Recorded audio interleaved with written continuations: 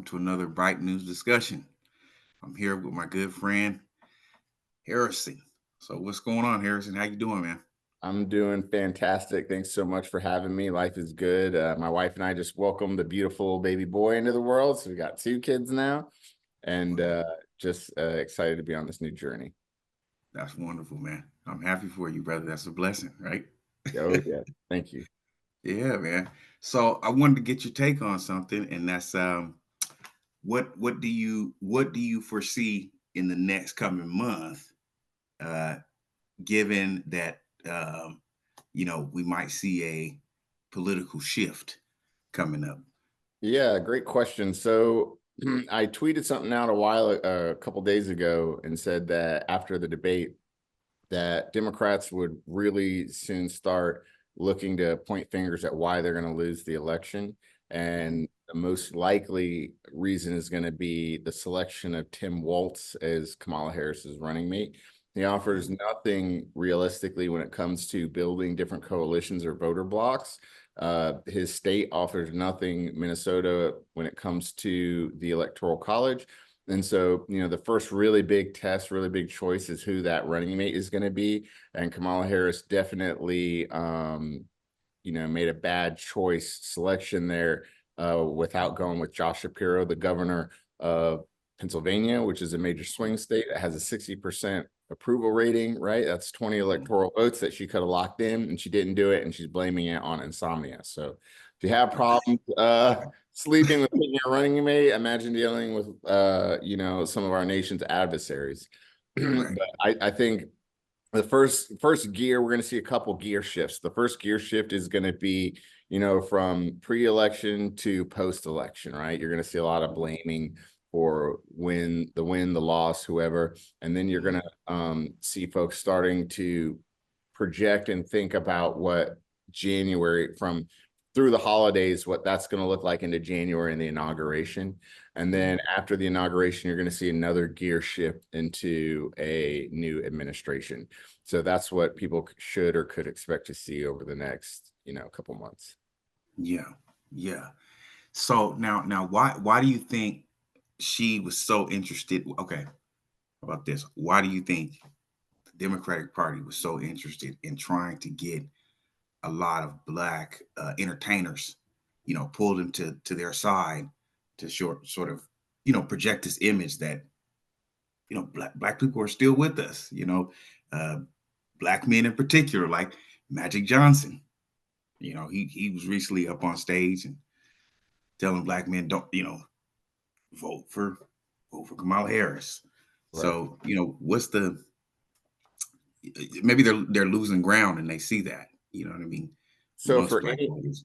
for any candidate in any race, the name of the game is raising money, uh, uh, increasing your voter turnout, and Mhm, to build broad coalitions that show support for you. mhm, Democrats have no problem raising money because they just go to a lot of these big tech CEOs in Silicon Valley and Wall Street. yeah, Where they're having a really big problem right now is voter turnout and building coalitions, because the policies of the last 3.5 years just haven't worked for middle class people.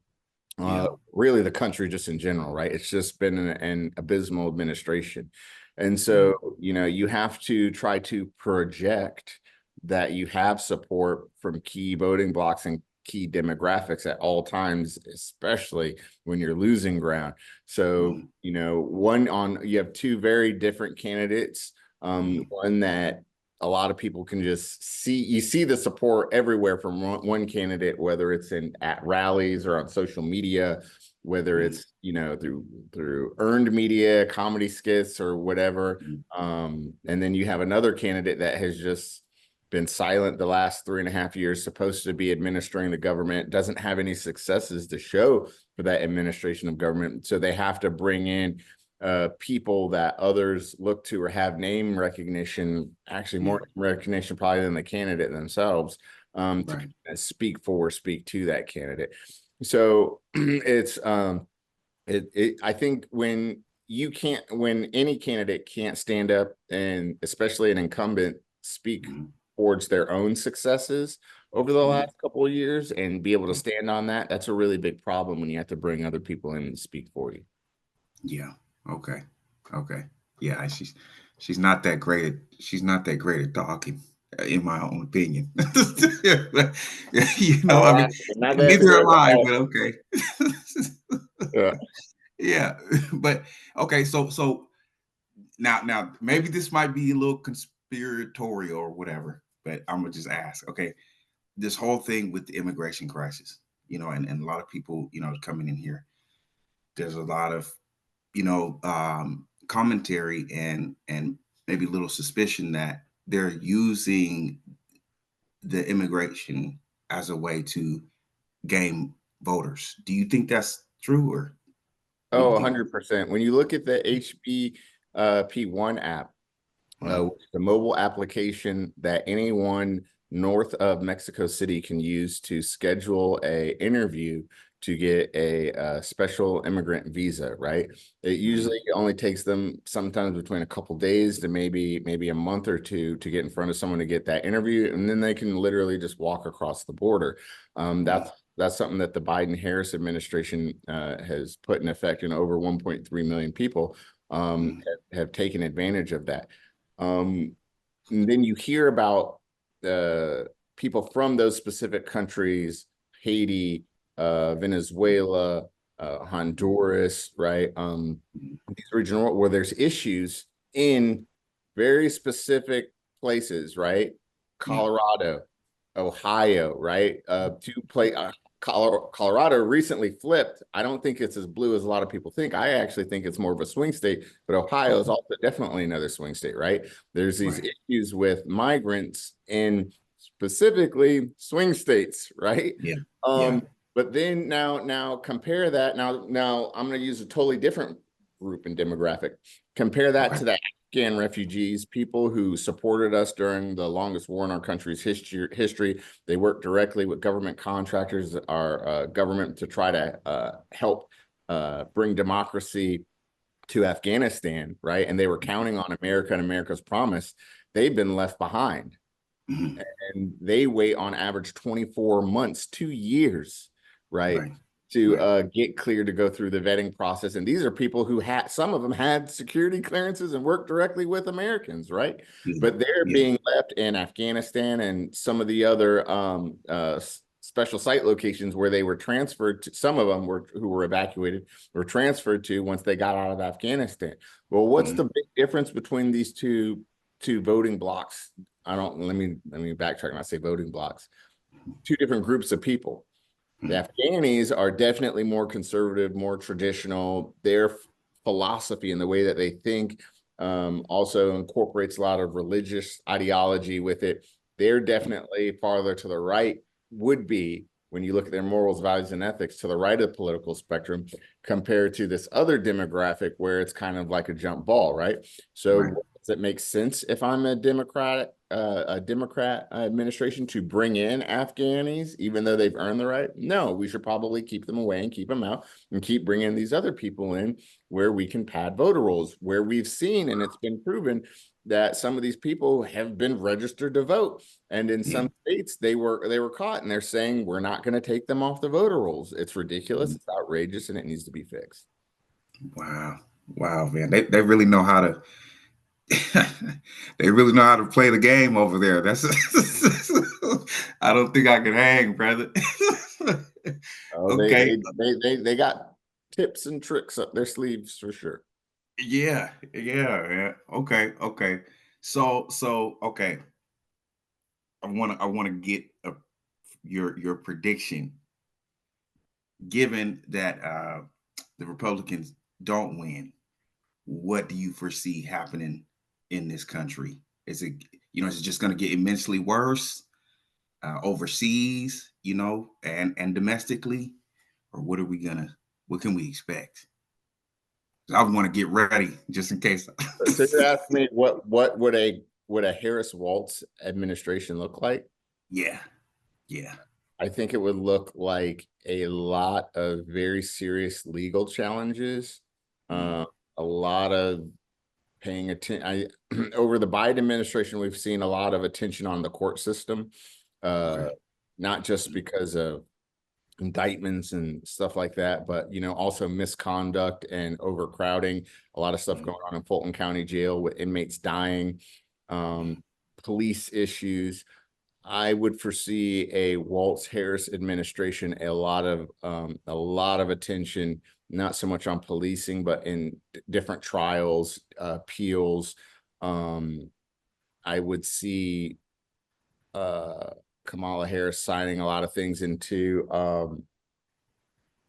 probably trying to take a lot of executive action that she doesn't have the legal authority to do, similar to Joe Biden with the uh, student loans.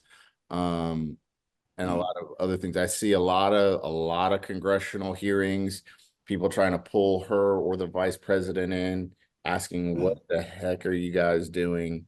Um, I see not a lot of stuff getting off the ground and Yeah. a lot of crashing support.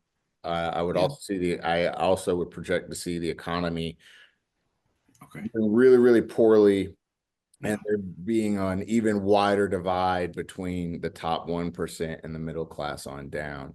Right. Particularly seeing the middle class taking a really, really hard hit, and they're almost seeing the elimination of the middle class in America. Yeah.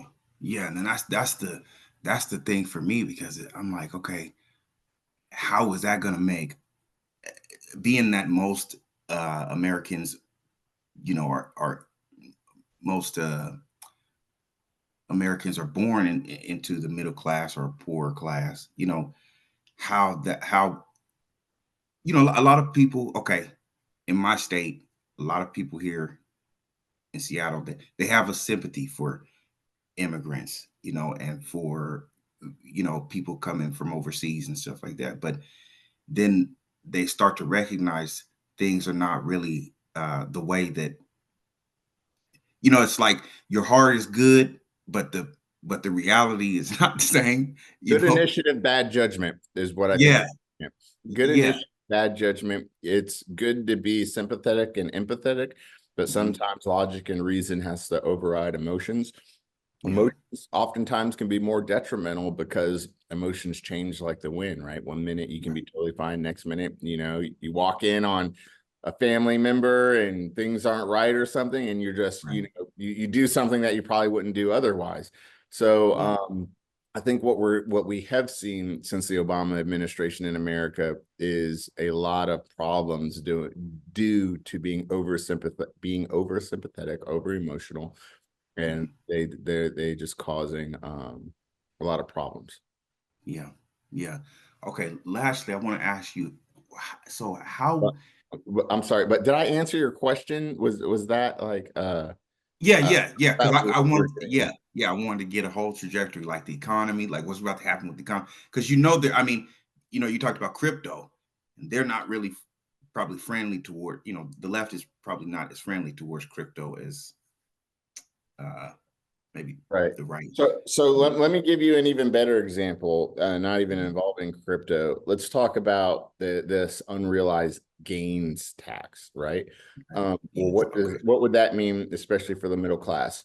It would make Mhm. home ownership pretty much impossible because the moment your house starts gaining in value, now you have to start paying a tax on that, and it's always, yearly, especially like living in the national capital region or in Northern Virginia. Property values are just going up all the time, so now Mhm. you're constantly having to pay this additional tax, aside from just your property tax, because of the Mhm. value of the home that's going up. Right now, let's Yeah. say the market crashes, right, and your property value just takes a dump. Well, what Mhm. happens to all that money that you paid the government for this gain that you had in this real property value, right? Do I Right. get that back? Right? Yeah. No, No. the So government so what is what going what to are do they the, thinking? Like they want to they're take that not money and thinking. just okay. Yeah, They're yeah. not. They're not. That's the problem, right? They weren't Yeah. thinking during the Afghan withdrawal. They Yeah. weren't thinking when it comes to a lot of these policy positions. They're not thinking when it comes to family values. They say that they're Mhm. the Democrat Party says they're pro-family and pro-choice and all this stuff. Okay, well, why aren't you fighting for family leave? Why aren't you fighting, in some of these other countries that you advocate for that socialism so much better, like the Scandinavian countries, they give fathers and mothers leave when they have a kid, sometimes up to 2 years, right? Yeah. Yeah. Could you imagine the government paying people, the United States government paying people 2 years of their salary for them to stay home and have a kid? Yeah, Right. So like their actions aren't in line with the policy positions they advocate for. They advocate for these policy positions because it sounds good to voters and they yeah. want Okay. voters to vote for them. But then Right. when they get elected, they do like this half shuffle, half dance, like, oh, we tried, like with student loans, right? Yeah. Student loans was a Okay. big thing the last administration. Yeah. What happened with that? Where are they Yeah. at with it? Yeah. It's been 4 years. If I'm Kamala, getting emails. I'm getting emails by them right now. Brother, bro, pay up.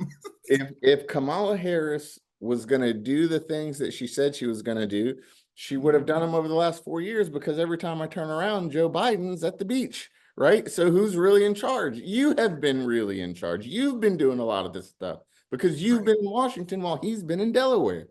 Right. That's how I foresee a Harris administration. Okay. And conversely, I would see, it going the other way. The first couple months would be incredibly chaotic because, you got the dock workers strike that I don't necessarily want to call it like an embargo, but the agreement that they have is to keep working until January, and it's increasing their pay. So I think what I would foresee is something like that falls through. All the ports on the East Coast are shutting down, similar to what we saw at the very beginning of the Biden administration when the Colonial Pipeline got hacked. People were waiting in line for gas. Toilet paper is being hoarded, and a lot of distractions are being created to prevent a different incoming administration from trying to correct a lot of the, quite frankly, treasonous activities that have taken place over the last couple of years when it comes to voter integrity, lawfare, what have you. So I think it'll be a very, very rocky first couple months. It would start out really great, though. I think, after the election, if the Biden and Harris administration loses, there would be a huge pump in the cryptocurrency market. And we would probably see things that we've never seen before. I think a lot of investors would move, especially retail investors would move from, the traditional stock market, buying stocks, bonds, ETFs, and moving over into the cryptocurrency space because they'd see that initial pump and then they get FOMO. And then we would just go into chaos starting in January. But I think around the summertime, it would level out. Everything would start to get back on track. Yeah. Okay. Well. Okay. Everybody knows now. We got a trajectory. Things might be rocky. Stay calm. Right. just Right. just let it run its course. Definitely going to have some turbulence if Harris does not win. Yeah. Okay. All right, brother. Well, hey, man. I thank you for coming on and settling my mind a little bit. At least I know what to look forward to. Hey, everything's going to be all right. God said in the end, everything will be all right. So Amen. it means we're either, with all these hurricanes and everything happening, it feels like we're getting to the end. So, but we'll be okay. We're America. Amen. Amen. All right, brother. Well, All thank you, right. man. I'm gonna have you on again after November, so All right. we can convene. Okay. Let's do it. All right, bro. Thank you.